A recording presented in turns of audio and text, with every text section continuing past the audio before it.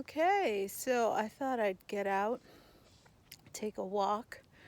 The exposure doesn't allow me too much view, but this is one of my favorite views from the property. I don't know, you probably be able to see it in another clip.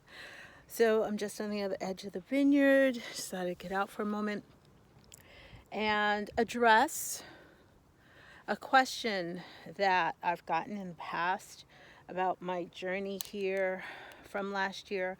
I guess last year was one of my lowest points, as you've seen from my prior video. I think it was posted, or at least it was recorded August 3rd. Now, at that time, I was in an Airbnb, but prior to the Airbnb, I was in the Airbnb for 2 months, and it was great. It was very comfortable, centrally located, wonderful, no complaints, great rent. But prior to that, I had a lot of false starts. I encountered a lot of landlords who didn't want to rent to me because I was just one person, and they looked at my finances and said, well, you receive gross from the United States, whatever. I even encountered one person who said, okay, I'm going to drop the contract. Never heard from the guy. Okay. So, and I've come to find out that's kind of typical out here. They think they're being polite, but they're not. Okay. I'm from New York. We are very blunt, but at least we know, or you know, where we stand. So I thought I'd address a question about if I ever thought about going back to the States. No, I never thought about it.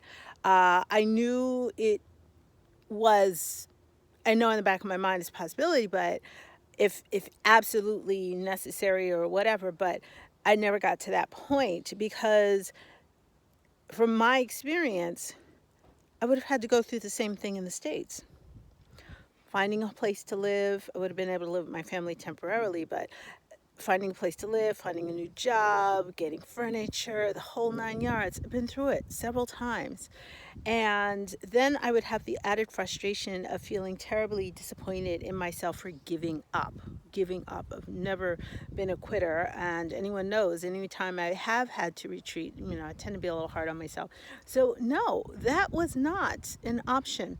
So now looking back, I can see, and as they always say, that usually what you want is just on the other side of that. And here I am, living proof, just on the other side of no apartment, a drought, a social drought, no man in my life. Here I am, married, living on this sprawling estate. Oh, okay, the view is clear. Living on this sprawling estate, and my life could not be more abundant.